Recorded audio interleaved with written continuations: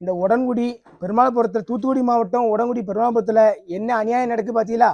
தெருவு அவ்வளோத்தையும் ஆக்கிரமிச்சு வாங்கி எல்லாமே இது பண்ணுறாங்க. நீங்கள் எல்லாருமே பார்த்துருப்பீங்க.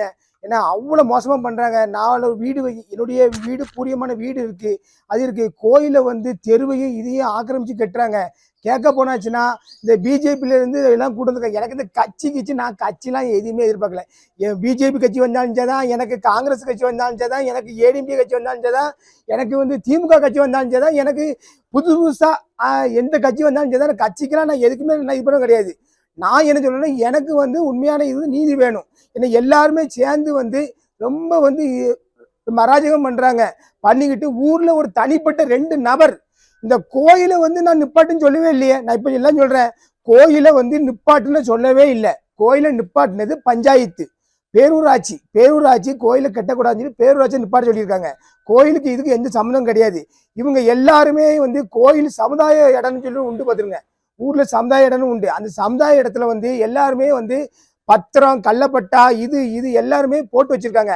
அந்த இதை வந்து நான் கலெக்டர் ஆஃபீஸ்கிட்ட போய் காமிச்சிருக்கேன். காமிச்சு இந்த பாருங்க கள்ளப்பத்திரம் போட்டிருக்காங்க வச்சிருக்காங்க.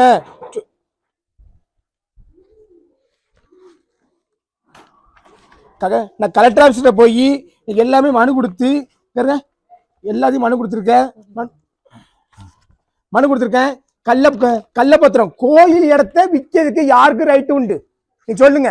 கோயிலுக்கு இடத்த மட்டும் இப்ப ஏன் சொத்தா இருக்கட்டுமே, நான் கோயிலுக்கு வந்து இடத்த கொடுக்கலாம்.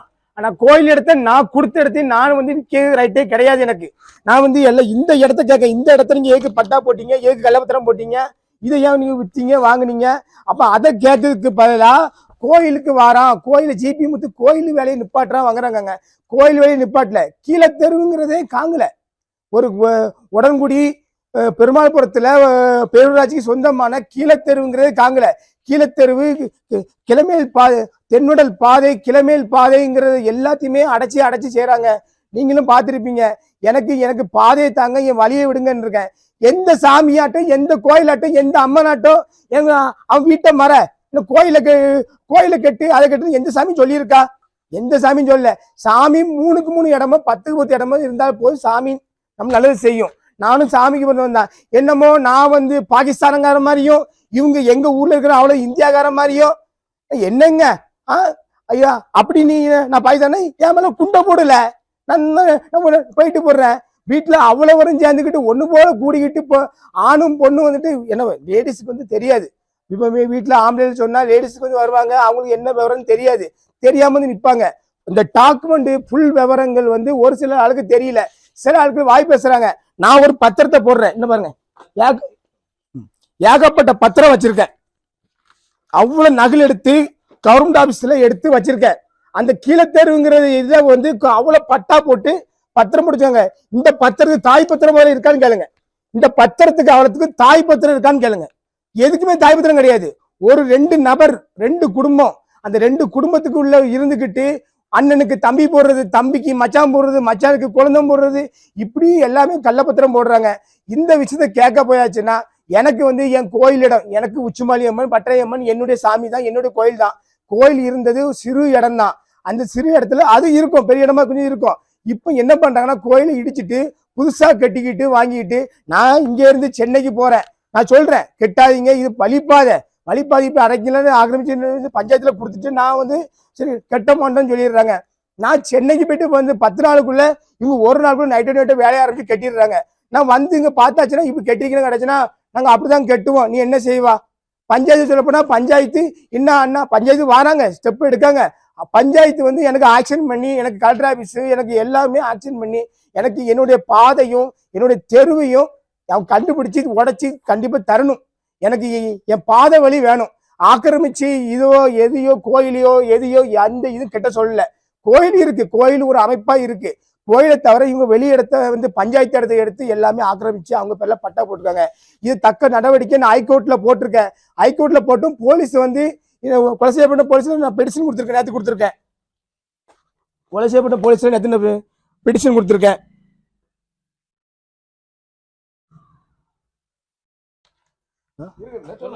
கொலை செய்யப்பட்ட பெடிஷன் கொடுத்துருக்கேன். அதே மாதிரி டிஎஸ்பி ஆபீஸ்ல பெடிஷன் கொடுத்துருக்கேன், கலெக்டர் ஆபீஸ்ல பெடிஷன் கொடுத்துருக்கேன், ஆர்ஐ ஆபீஸ்ல எல்லாமே கொடுத்துருக்கேன். இவங்க வந்து இந்த அவங்க இடம் பிரச்சனை வருதுன்னு சொல்லி இப்ப என்ன கோயிலுங்கிறத திசை திருப்புறாங்க. கோயிலுக்கு எனக்கு எந்த சம்மந்தம் கிடையாது. நானும் அந்த வழிகாரன் தான். நானும் சாமியை பயபத்து ரொம்ப கும்பிடுற ஆளுதான். என் வீட்டுல பாருங்க ஏகப்பட்ட சாமி இருக்கும். என் கார்ல பாருங்க ஏகப்பட்ட சாமி இருக்கும். அவ்வளவு கும்பிடுற ஆளு என்ன வந்து ரொம்ப இது பண்றாங்க. அவங்க சொத்து எல்லாமே கள்ளப்பத்திரம் இதை கவர்மெண்ட் வந்து என் ஊரை ஆக்கிரமிக்க அவள்த்தையும் எடுத்து சுத்தம் பண்ணி எடுக்கணும். ஏன்னா எல்லாமே ஆக்கிரமிப்பு உள்ள பார்த்தாலே தெரியும். நீங்க வந்து அதை வீடியோ எடுத்தாலும் வீடியோ காமிச்சிருப்பா, அதை பார்த்தாலே எல்லாத்துக்கும் தெரியும். எனக்கு தக்க நடவடிக்கை எடுக்கணும். இல்லைன்னாச்சுன்னா நான் என் குடும்பத்தோட போய் நான் கலெக்டர் மறுபடியும் சொல்றேன். என்ன ரொம்ப ஊர்ல ரொம்ப தொல்லை பண்றாங்க. எனக்கு ஒரு நபர் ஒரு 180 220 வரியெல்லாம் கிடையாது. வெறும் 180 வரி தான். அதுல சும்மா கொடுக்குற வரி 105 வரி 106 வரி தான் இருக்குங்க. அவ்வளவு வரும் 2 பேரும் சேர்ந்து என்ன வன்மையா ரொம்ப வந்து நெருக்கடி பண்றாங்க. நான் மறுபடியும் சொல்றேன், எனக்கு தக்க முடிவு இந்த அரசாங்கமோ கவர்மெண்டோ கலெக்டரோ எனக்கு டிஎஸ்பியோ குலசேப்பட்டினம் காவல் நிலையமோ எனக்கு தான். அவங்க தான் சப்போர்ட், அவங்க தான் எனக்கு உதவி பண்ணணும். எனக்கு எல்லாருமே வந்து எனக்கு இது பண்றாங்க. என் குடும்பத்துக்கோ எனக்கு எந்த பிரச்சனைனாலும் நாளைக்கு அதை வந்து நான் வெளிப்படையா ஓப்பனா வீடியோ போட்டு நான் காமிச்சு நான் எதையும் செய்வேனா. எனக்கு நான் என் 4 பிள்ளைகள் மேலேயும் மண்ணனே ஊற்றி தீய வைக்க நான் ரெடி. ஏன்னா அவ்வளவு ஆக்கிரமி பண்ண நான் இதை சொல்றேன்னா இதை கண்டிப்பா வந்து நீங்க எனக்கு வந்து முடிவு சொல்லுங்க. நீங்களே பாருங்க. எனக்கு ரொம்ப ரொம்ப ஆக்கிரமி பண்றாங்க. ரொம்ப ரொம்ப அழுத்தம் கொடுக்காங்க. என்ன பழமையான கோயிலா இருக்குது. அதுல வந்து நம்ம முன்னாடி உள்ள பலிபீடங்கள்லாம் அவங்க காட்டுறாங்க. ஆனா இப்ப வந்து கெட்டும்போதுதான் நீங்க பிரச்சனை பண்றதா மக்கள் வந்து உங்க மேல ஒரு குற்றச்சாட்டு வைக்கிறாங்க. பழமையான கோயிலே கிடையாது. பழமையான கோயிலுக்கு வந்து என்ன இருக்கு? பழமையான கோயில் வந்து சின்ன இடம் தான். பழமையான கோயில் பெரிய இடம்லாம் கிடையாது. பழமையான கோயில் வந்து என்ன இருக்குன்னு காமிக்க பாருங்க. பழமையான கோயில் வந்து சிறிய இடத்துல தான் கோயில் இருந்திருக்கு. என்ன இருக்கா கோயில்? என்ன இருக்கா? இதான் மூலஸ்தானம், இதான் கோயில். இதுக்கு அங்க அவ்வளவு கீழே தெருவு, இதுக்கு அங்க அவ்வளவு தெருவு தான். இப்ப வந்து இந்த தெருவையும் காணும், இதையும் காணும். என்னங்க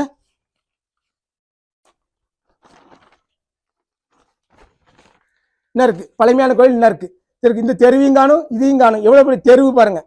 தெருவு எங்க இருக்கு? அம்புக்குறி போட்டிருக்கு. நானா போட்டிருக்கேன்? பஞ்சாயத்து போட்டிருக்கு. பஞ்சாயத்து அனுமதி கொடுத்துருக்காங்க. இது நானா போட்டிருக்கேன்? அவங்க ஊர் எடுத்து அவர்த்தையும் கள்ளப்பட்டாவும் கள்ளப்பத்திரமும் எல்லாமே போடுறாங்க. அதுக்கு நானா பொறுப்பு? அதை கேட்க போனா கோயில் ஜிபி முத்து கோயில்ல பிரச்சனை பண்றான், கோயில் இது பண்றாங்க. எனக்கு தக்க நடவடிக்கை எல்லாருமே எடுத்து எனக்கு என்னுடைய நண்பர்களும் என் பொதுமக்களும் சேர்ந்து எனக்கு எடுக்கணும். இதை வந்து அவங்க திசையை வந்து வேற மாதிரி திருப்புறாங்க. என்ன நடவடிக்கை எடுக்கணும்?